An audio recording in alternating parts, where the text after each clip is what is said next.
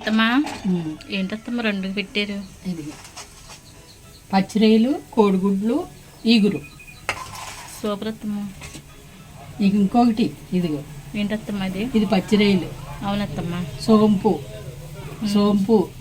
సహజీర మసాలాలు, రా మసాలా, జీడిపప్పు, అల్లం వెల్లిపాయ పేస్ట్, కొత్తిమీర, పుదీనా, ఉల్లిపాయ, పచ్చిమిరపకాయ. అలాగే. దీంతో ఈ గ్లాసు బియ్యం, ఈ లోటా బియ్యంతో బిర్యానీ, రొయ్యలు కూర. సరే అత్తమ్మా. నూనె వేసారు, ఒక్క స్పూను నూనె వేసాను. ఒక గరిటెడు ఇదేంటనుకున్నావు, నెయ్యి మనం తీసుకుంటాం కదా చక్కగా. పూసలా వస్తుంది. కరిగించాను, నెయ్యి వేస్తున్నాను. అప్పుడు టేస్ట్ బాగుంటుంది బిర్యానీ. అది ఓకేనా? అలాగే. మంచి వాసన వస్తుంది నెయ్యి. మన పాలల్లో తీసుకున్న నెయ్యి ఇది. పూసల కింద కట్టింది చూసారండి, చాలా బాగుంది వాసన.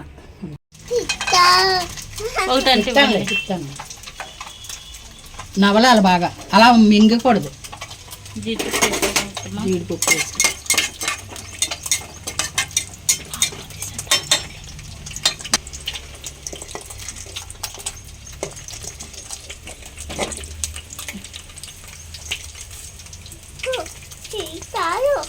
జీలకర్ర పెడతాను.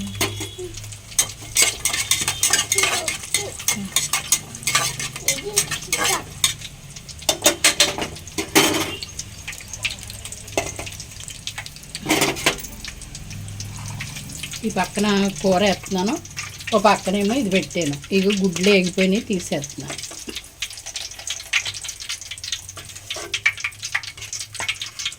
ఇది ఒకసారి వేస్తాను.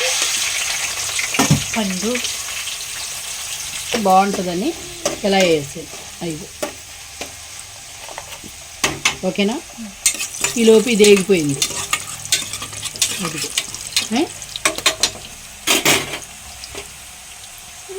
ఇందులో అల్లం వెల్లిపాయ పేస్ట్, ఉల్లిపాయ ముక్కలు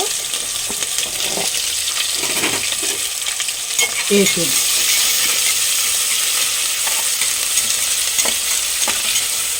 ఇందులో నేను ఏడుతున్నాయి కదా పచ్చిరొయ్యలు వేసేస్తాను.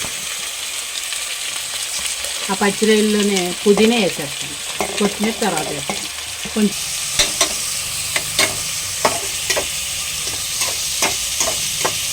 ఇది అలా వేగినాయి కదా. తీసివాసన ఉండదు, బాగుంటుంది. తీసేస్తాను. ఆపే వేసుకోవాలి. ఇల్లుగా వేగితే మళ్ళీ గట్టిగా అయిపోతాయి లబ్బర్లా. ఇప్పుడు మనం కూర ఉడికేటప్పుడు వేసేసుకున్నా సరిపోతుంది.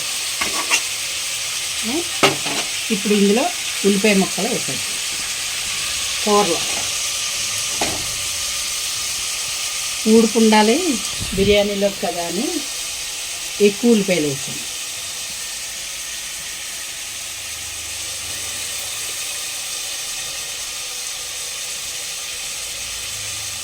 ఇది ఇలాగ మూత పెట్టేసి వదిలేస్తే వేగిపోతుంది.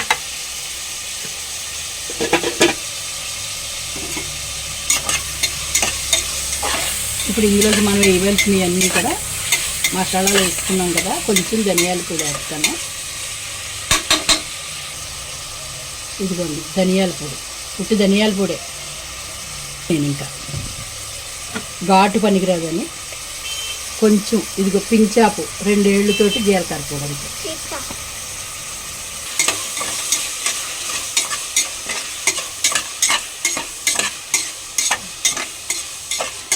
ఇప్పుడు ఇందులో ఉప్పు,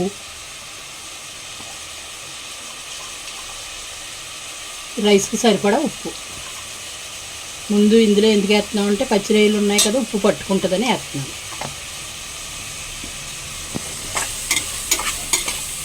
మాకు కారం ఎక్కువ ఉండకూడదండి, అందుకని తక్కువగానే వేస్తాను.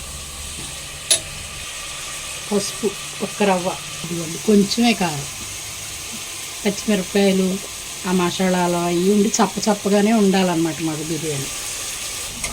ఇదిగో ఇప్పుడు ఈ చక్కగా వేగిపోయింది. ఇప్పుడు ఇందులో మనం బియ్యం వేసేసుకుంటాం. ఇవి కడిగి పెట్టుకున్నాం లోటా బియ్యం.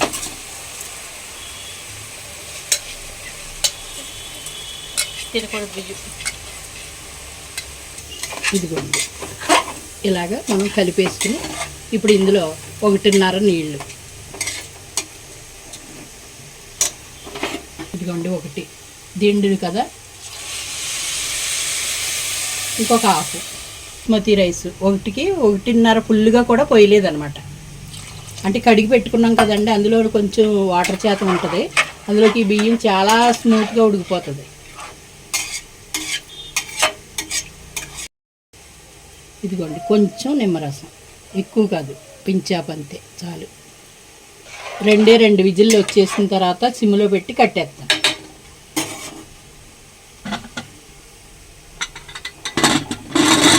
ఈజీగా చేసేసుకోవచ్చండి ఎంత రానోళ్ళైనా.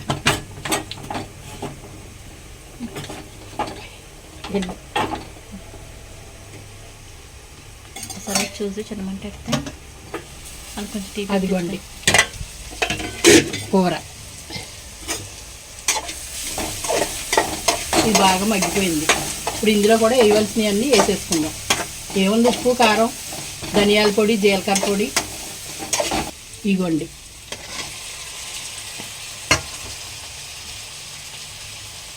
కొంచెం పుదీనా, ఇదిగోండి ఉప్పు, చాలా పోతే వేసుకోవచ్చు, తక్కువైతే మళ్ళీ వేసుకోవచ్చు కానీ ఎక్కువైతే ఏమీ చేయదు. ఇదిగోండి కారం, ఇదిగోండి జీలకర్ర పొడి,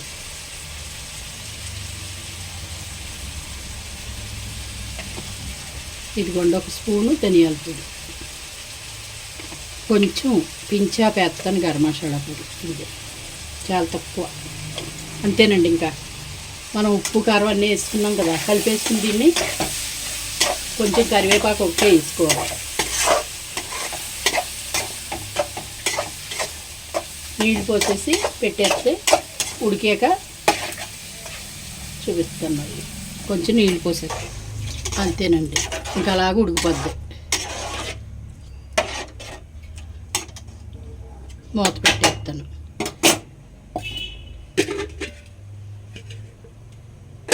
అదండి ఇదిగోండి కూర రెడీ అండి. కూర రెడీ అయిపోయింది. అదిగోండి పచ్చిరొయ్యలు, కోడిగుడ్లు, ఇగురు, అంతా పచ్చిరొయ్యలు మయం. అది ఎందుకే 2 కేజీ రొయ్యలు ఇన్ని చేశాను.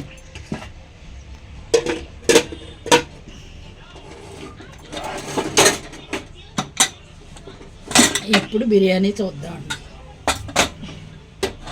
తల్లి కొడుకుని ఇదిగోండి పచ్చిరొయ్యలు చూసారా, భలే ఉంటుందండి. అదిగోండి ఇప్పుడు వరకు కదపలేదు, అలా వదిలేసాను. అదిగోండి కొత్తిమీర రావట్లేదు అని అనుకోకండి, ఆఫ్ చేసేసాను. ఇదిగోండి కొత్తిమీర. ఈలోపు చేస్తున్నానండి, చుట్టాలు వచ్చి బయట కూర్చున్నారు పాపం ఫ్యామిలీ, అందుకోసమని ఇది గబగబా కానిచ్చి వాళ్ళతో మాట్లాడి ఇప్పుడు వచ్చాం. ఇదిగో క్లోజ్ చేయడానికని రెడీ అయ్యాం. ఇదండి ఒక చిన్న గ్లాస్తో, అదే దాంతో లోటాతోటి చేసాను, సరిపోద్ది. మీ కామెంట్లు తెలియచేయండి, వంట ఎలా ఉంది, బాగుందా, నేను బాగా చేసేనా లేదా ఏంటనేది తెలియచేయండి. ఓకేనండి, బాయ్ అండి. మీ తెలుగింటి అత్తగోడల రుచులను ఆదరిస్తున్నందుకు మీ అందరికీ థ్యాంక్స్ చెప్తూ, మరింత మమ్మల్ని ముందుకు తీసుకెళ్లాలని కోరుకుంటూ, మరిన్ని వీడియోలతో మీ ముందుకు వస్తామండి. బాయ్ అండి.